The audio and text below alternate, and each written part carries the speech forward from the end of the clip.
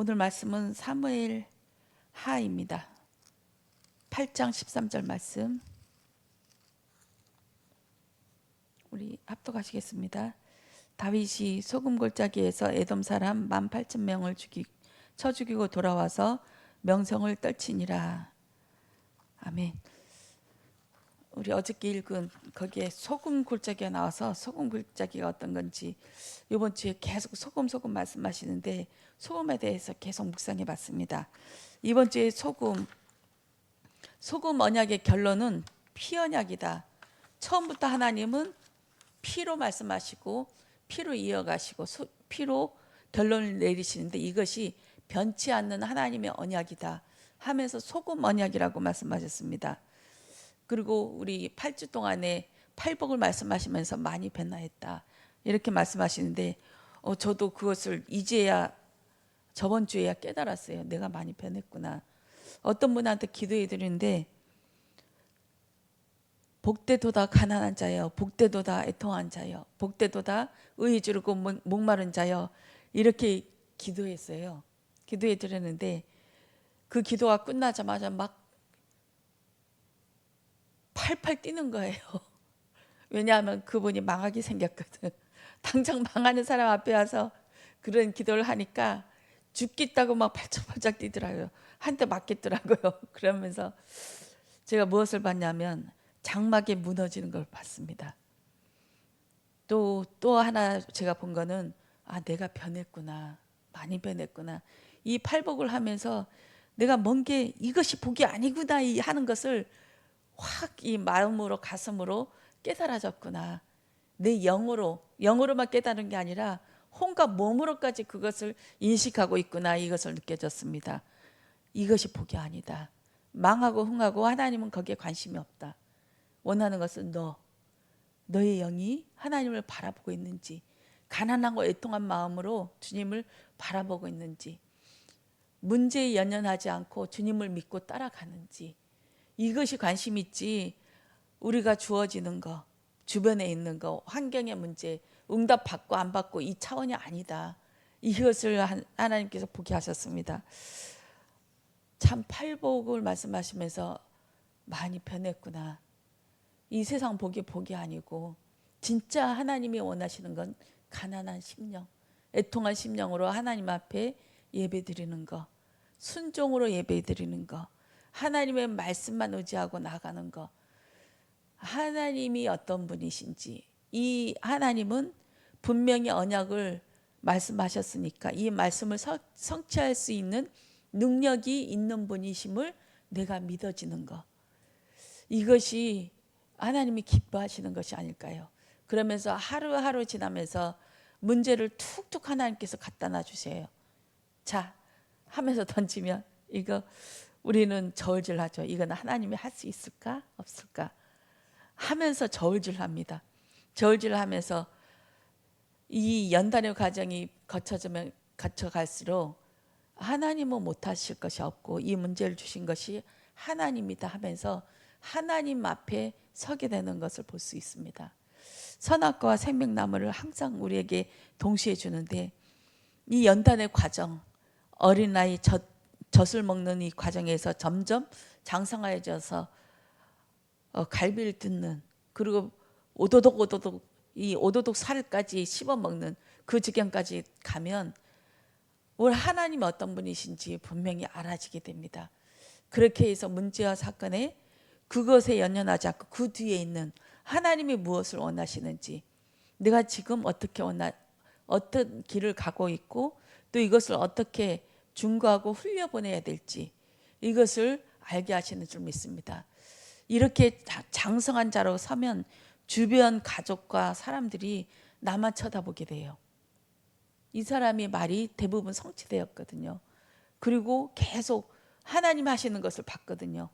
그래서 엄마 입에서 이게 젖이 잘게 씹어서 먹이를 우리 자식들에게 이렇게 어릴 때는 줬잖아요.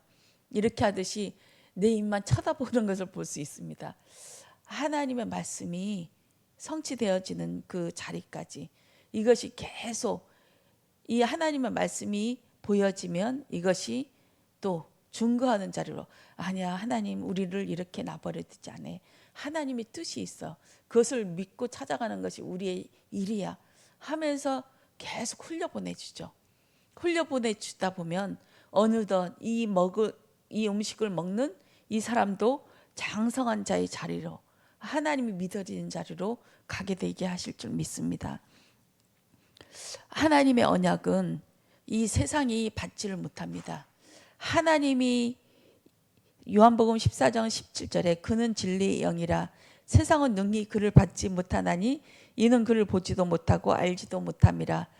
그러나 너희는 그를 아나니 그는 너희와 함께 거하시며 또 너희 속에 계시겠음이니라.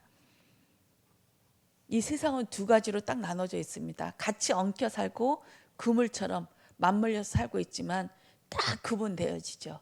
언제 구분되어집니까? 말씀이 선포될 때, 또 문제가 일어날 때, 이럴 때 싹 갈라지게 되어집니다.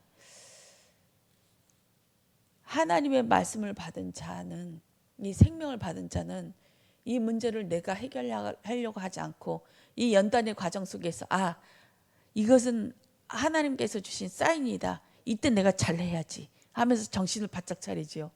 내가 해결하려고 막 돋보기 쓰면서 하지 않고 정신 바짝 차려서 하나님의 뜻이 무엇일까? 하나님, 이럴 때 내가 어떻게 해야 되겠습니까? 하면서 우선은 잠잠해지다가 하나님의 계획이 보여지면 그것이 선포되게 하실 줄 믿습니다. 세상은 절대 알아들을 수가 없어요. 이 문제를 해결하려고 빨리 이 사람 저 사람 찾아가면서 해결하라고 빨리 머리 쓰고 머리를 굴려서 이 문제를 해결할 방법을 찾는 것이 세상의 방법입니다. 그러나 하나님의 자녀의 방법은 절대 그러면 하나님한테 매맞았습니다. 거꾸로 안갚음을 받아요. 이것은 한 번 생명을 받는 것은 한 번의 것이지만 매일매일 성령의 충만함을 받으라는 것은 매일매일 문제와 사건 앞에 하루를 두고 하나님의 말씀을 받고 인도를 받아야 되는 것은 우리의 사명인 줄 믿습니다.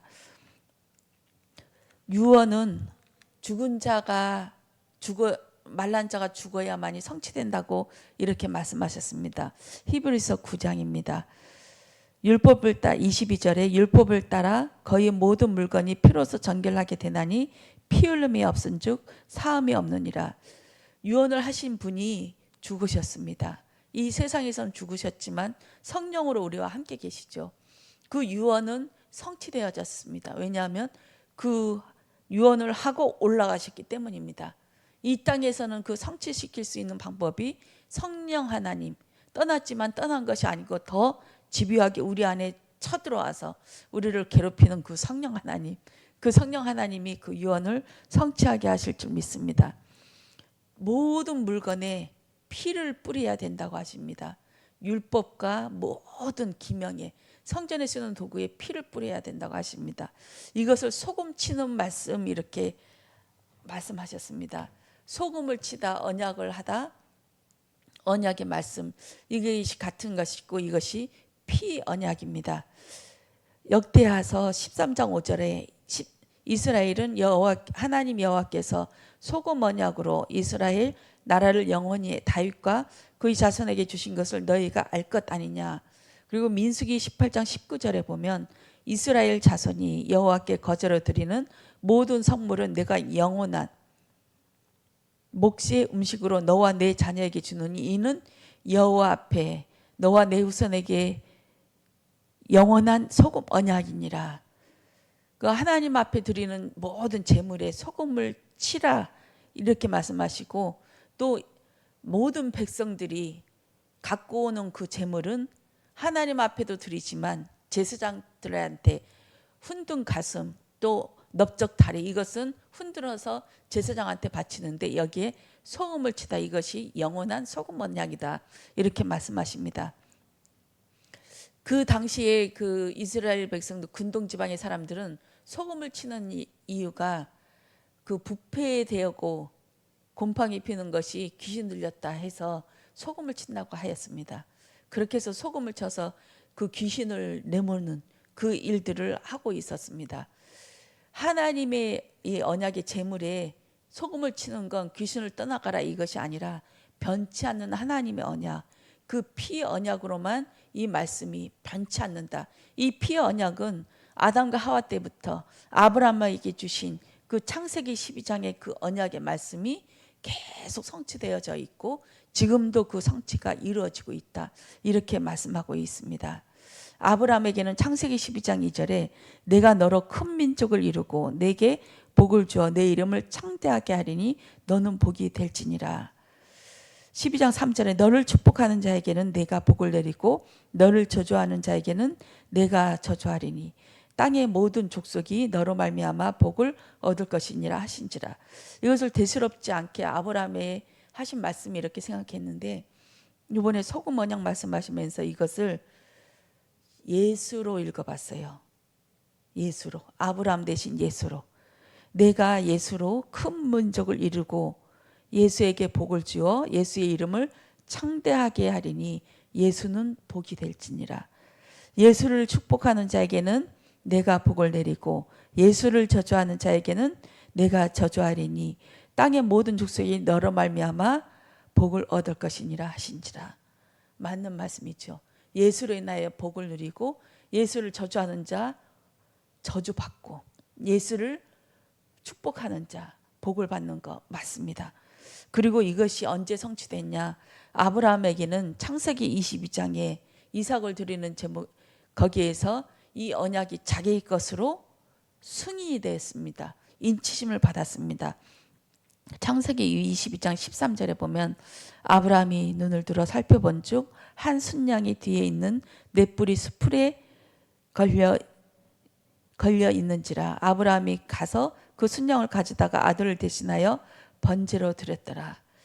아브라함이 눈을 들어 봤습니다. 칼을 휘둘렀어요. 이삭에게.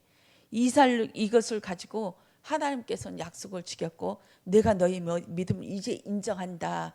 이 말씀은 예수님이 많은 사역을 하셨고 내가 그 일을 할 것이다. 그 일은 나에게 영광이고 하나님의 영광이다. 할 것이다 말씀으로만 하였지만 실제로 이룬 것은 십자가에 못 박힐 때 그때 인치인 줄 믿습니다. 예수님도 십자가에 못 박히지 않으면 그 언약이 성취되지 않을 줄 믿습니다. 그 언약의 성취는 십자가에 못 박혀서 돌아가실 때 다 이뤘다. 이제 진짜 그 언약이 성취되었다. 그 피 언약이 이제는 진짜 만방에 선포된다 하면서 다 이뤘다 하시면서 세상에 선포하셨습니다. 그 피 언약이 예수 그리스도의 피인 줄 믿습니다. 아브라함에게 복 주시리라 하신 그 언약, 이것이 아브라함이 결국은 이삭을 바치는 데에서 순장을 발견해서 대체하는 사건이 일어납니다. 이삭 대신 대체하는 사건, 이삭 대신에 그 예수 그리스도를 대체하는 사건, 이거 맞바꿈하는 그 사건이 그 오늘의 그 십자가의 사건이고 그 십자가의 사건이 우리의 인생 속에 일어나게 하실 줄 믿습니다. 예수의 십자가와 나를 맞바꾸게 하는 사건들이 분명히 있을 줄 믿습니다. 그 이삭과 순양, 뿔에 걸린 그 순양을 잡아다가 맞바꾸는 사건들이 분명히 우리에게 일어나게 하실 줄 믿습니다. 그것이 십자가의 사건입니다. 인생에 한 번, 두 번쯤은 하나님께서 그 맞바꾸게 하는 십자가의 사건을 우리에게 주셔서 인생 전체를 봐도 그 사건을 잊어버릴 수 없는 그 사건이 분명히 있을 줄 믿습니다. 저에게는 그 십자가의 사건이 제 딸이 죽음이 그 십자가였습니다. 30년 후에 그 십자가로 인해서 그 딸이 죽음으로 인해서 30년 동안 핍박받고 고난받았는데 어느 날 이것이 십자가의 사랑이구나. 이것이 깨달아지면서 저는 그 십자가의 사건이 내 딸 아이 이름이 은혜거든요. 김은혜. 한 달 만에 하나님께서 부르셨어요. 선천성 심장병이고 폐에 물이 차서 딱 한 달 만에 하나님 품으로 갔는데 이 아이의 그 죽음이 저에게는 그 당시는 몰랐어요. 30년 지나가는 데까지도 몰랐어요. 근데 어느 날 갑자기 나사로의 그 죽음 여기에 말씀하시면서 예수님께서 사흘을 더 그 뒷날까지 사흘을 더 유하시니 하면서 나사로의 시체가 썩기까지 기다리시는 그 대목에서 이것이 십자가의 사랑입니다. 목사님께서 말씀하셨어요. 이것이 십자가의 사랑이다. 이 30년의 세월 동안 저는 몰랐거든요. 근데 이 맞바꾸는 사건이 그거였구나. 내 30년 인생을 송두리째 아픔과 고통과 그 매맞음과 핍박이 있었는데 이 30년이 그 세월이 그 십자가의 사건이구나. 이건 하나님의 사랑이구나. 이것을 깨달을 때 저는 다시 태어났습니다. 전에는 이 수면 위를 걸어 다니는, 골짜기를 올라가고 내려가고 하는 그런 걸어 다니는 인생이었지만 이 십자가의 은혜를 딱 내 가슴에 못 박고 확인되고 안에 십자가의 사랑이 들어온 후에는 이 세상과 좀 분리되어진 그 인생이랄까 그랬습니다. 분리되어져서 뭔가 모르게 다른 세상을 걷고 있구나. 다른 세계, 이 세상을 살고 있지만 뭔가 내 혼은 다른 곳을 누비고 있어요. 다른 세계를. 내 영이 있는 곳. 그런 것을 느끼기 시작하였습니다. 그리고 한 5년이 지금 또 팔복을 말씀하면서 인내, 내 다리가 굳건해져서 튼튼해져서 뿌리에 박는 그런 하나님의 그 은혜를 체험하고 있습니다. 뿌리가, 내 다리가 뿌리에 박아져서 흔들림이 없는, 아, 이것이 복이구나. 이것이 참 복이구나. 이 세상이 주는 복과는 차원이 다르다. 막 그 사람이 개거품을 물었는데 저는 양보할 수가 없더라고요. 이 세상의 복은 그거 아니야. 그거 아니야. 복은 가난함과 애통함과 의에 줄이고 목마름이 복이야. 파산됨이 복이야. 이것이 그냥 막 소리 지르고 싶었습니다. 이것이 하나님의 복임을 우리가 알길 원하고 오늘도 소금 치는 일들이 있어지길 원합니다. 예수님이 십자가에 못 박혀서 그 지경까지 가게끔 하는 것이 우리가 소금을 치는 일입니다. 오늘도 그 일에 소금을 치는 일들이 일어나지길 원합니다. 기도하겠습니다. 주님 사랑합니다. 오늘 우리 숨 쉬면서 살아가는 모든 일에 소금을 치며 그 소금이 정말 하나님의 말씀과 피로 언약으로 물들어지는 일이 있어지길 원합니다. 그 소금을 칠 때에 우리가 두껍게 나를 보호하며 쌓아 막아놨던 육신의 장막, 율법의 장막, 내 생각의 장막이 무너지게 하옵소서. 오늘도 그리스도를 고대합니다. 오늘도 성령 하나님께서 함께 하시고 말씀으로 인치시고 우리를 인도하여 주시옵소서. 감사드리오매 주 예수 그리스도 이름으로 기도드렸습니다. 아멘.